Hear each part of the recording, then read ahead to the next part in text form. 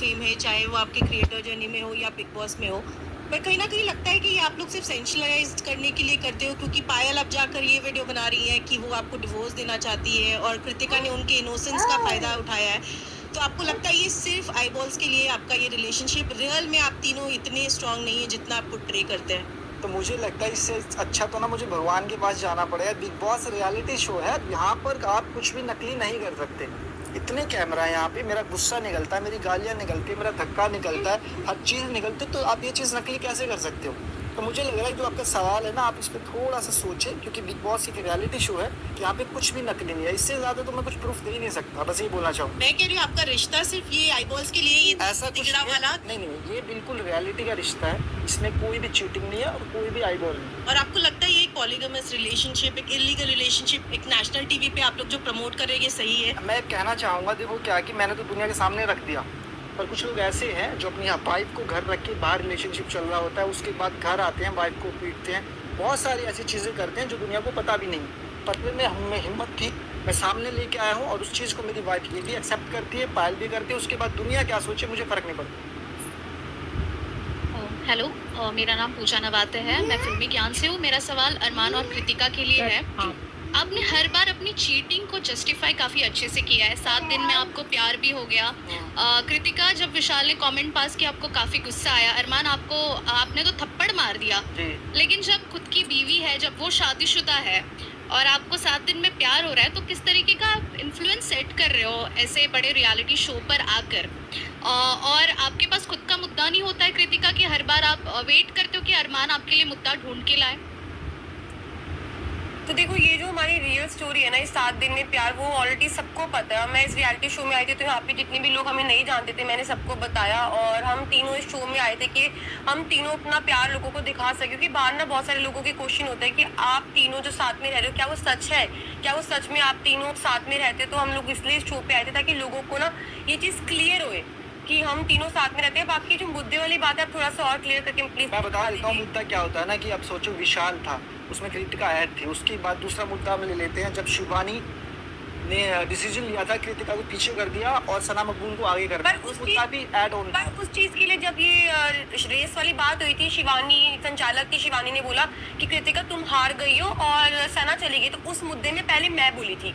जब मैंने बोला, उसके बाद मेरी उससे बातचीत हुई, तो वहां से विशाल बोलने लग गया। जब विशाल बोलने लग गया तो अरमान जी आ गए। तो ऑटोमेटिकली क्या होता है, जब आप एक हस्बैंड वाइफ होते हो और आप एक शो में आते हो, तो अगर वाइफ की बात होती है, हस्बैंड बोलते हैं, हस्बैंड की वाइफ होती है, तो वाइफ बोलती है कि ये एक ना नॉर्मल चीज है। जब हम यहाँ पे रहते हैं ना, तो आगे से कोई अगर बोल रहा होता है, तो ये एक ऑटोमेटिकली अंदर से ये चीज आती है कि हस्बैंड वाइफ एक दूसरे के लिए तो वो स्टैंड लेते हैं। और मुझे चीटिंग को मुझे जस्टिफाई करते हुए हमेशा नजर आए हो। चीटिंग में आप बताओ क्या किया हमने चीटिंग में से? आपको एक कमेंट से इतना बुरा लगा, आप शादीशुदा थे, फिर भी 7 दिन में प्यार हुआ। Cheating is a choice. Choice होती तो छोड़ देता ना मैडम, साथ थोड़ी रखता। मैं तो ये पाल को बात छोड़ देता, मैं इससे शादी कर लेता, रखा तो दोनों को ना। तो हर चीज़ ना अलग अलग होती है, मेरे रिश्ते अलग हैं और किसी के अलग हैं। मैं अपने रिश्तों को अच्छे से चला रहा हूँ, कुछ लोग नहीं चला रहे, तो वो अपनी अपनी लाइफ होती है। तो मेरा कहने का मतलब ये है, अगर ऐसा होता तो मैं पायल को छोड़ देता, इसको रखता, पर मैंने दोनों को रखा और दोनों को इज्जत दी, और आज जो भी कुछ कर रहा हूँ इन्हीं के लिए कर रहा हूँ। मैं सरिता फीफा फूड से। हालांकि मेरा सवाल साई केतन से है, लेकिन क्लोजिंग कमेंट, अरमान, आप लोगों को नैतिकता का पाठ पढ़ाते हैं। आपने कहा कि हम जिस थाली में खाते हैं उसमें छेद नहीं करते, फलाना ढिमाका। विशाल को आपने बहुत कुछ कहा। कमेंट, अरमान, आप लोगों को नैतिकता का पाठ पढ़ाते हैं। आपने कहा कि हम जिस थाली में खाते हैं उसमें छेद नहीं करते, फलाना ढिमाका। विशाल को आपने बहुत कुछ कहा, मगर नैतिकता का पाठ आप ना ही पढ़ाएं तो बेहतर है। एक बीवी के रहते हुए आप उस बीवी की बहन जैसी दोस्त को उसने बुलाया, आपने उससे शादी कर ली, आप जवाब दे चुके हैं। पर सिर्फ ये शब्द मैं आपको बताना चाहती थी, आप कितने भी मीठे शब्द बोल दें, ये गलत है कि आपने एक बीवी के रहते हुए दूसरी लड़की की शादी करके आप जस्टिफाई करते हैं, उसको बार बार जस्टिफाई करते हैं कि सही है मैंने रखा, मैंने ये नहीं किया, ये गलत है। आप इसका जवाब दे चुके हैं, सिर्फ ये शब्द मैं आपसे कहना चाहती थी। नमस्कार, मैं रेखा खान हूँ, नवभारत टाइम से। मेरा सवाल कृतिका से है और अरमान से है। अरमान, इतनी देर से हम सुन रहे हैं और हमने देखा, आप बार बार कह रहे हैं कि मैं इसको भी रख सकता हूँ, उसको भी रख सकता हूँ। बहुत गलत है। आपने सबसे पहले तो पायल की मजबूरी का फ़ायदा उठाया, जितना हमने देखा, तो उसके लिए आप गलत हैं। आप उसको किसी जन्म में उसको आप जस्टिफाई नहीं कर सकते हैं। और कृतिका, हमने एक कहावत सुनी है ना कि डायन भी 7 घर छोड़ करके वार करती है। तो आपने तो मतलब अपने मतलब अपनी जो फ्रेंड है आपने पूरा किस्सा बयान किया कि कैसे मतलब आप कैसे करीब आई, 7 दिन में कैसे हुआ, आपने कैसे उनसे नंबर मांगा। तो कहते ना वो कहावत को भी आपने एकदम सच कर दिखाया कि आप इस चीज़ को मतलब हटाना चाह रहे हैं। तो मेरा सवाल आपसे ये है कि यही सिचुएशन अगर पायल आपके साथ करती, आप अगर पहली बीवी होती और पायल इस तरह से करीब आके 1 हफ्ते के अंदर और इस तरह की चीज़ें करके जितना कि आप इंटरेस्ट ले लेके बता रही थी, तो फिर तो क्या मतलब आप बर्दाश्त करती? तो सबसे पहले तो मैं ये बात बोलूंगी कि हम एक रियलिटी शो में जो चीज़ें बाहर है वो मैं बाहर भी अपने ब्लॉग से बता चुकी, तो मैं इधर आके ना लोगों से झूठ नहीं बोलना चाहती थी।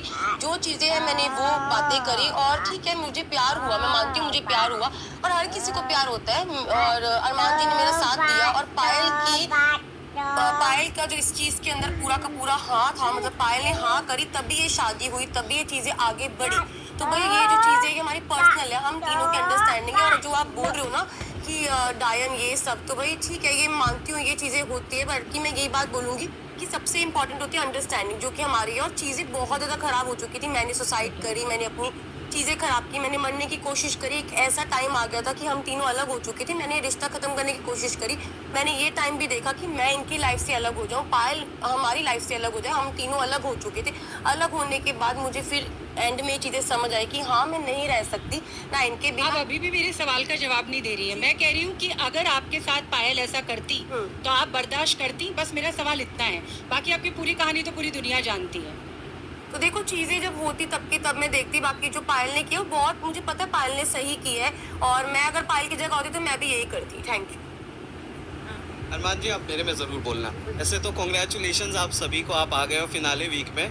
मैं आप दोनों को कहना चाहूँगा, चिट भी मेरा पट भी मेरा, ये कैसा गेम हो रहा है? 7 दिनों के भीतर आपकी बहन सी दोस्त का पति आपको शादी के लिए प्रपोज करता है, तब आप इनसिक्योर नहीं होती हैं, और एक लड़का आपको सुंदर बुलाता है तो आप अनसेफ फील करने लगती हैं, और आप इस कमेंट पर जाकर थप्पड़ मार देते हो, और आप खुद सना सुल्तान को हाइट शेम करते हो, बॉडी शेम करते हो, फेस शेम करते हो। उसने भी एक सिंगम शॉट बजा दिया होता तो शेम करते हो, उसने भी एक सिंगम शॉट बजा दिया होता तो क्या करते आप? शायद आपको मैं बता देता हूँ, शायद आपने ध्यान से नहीं सुना था।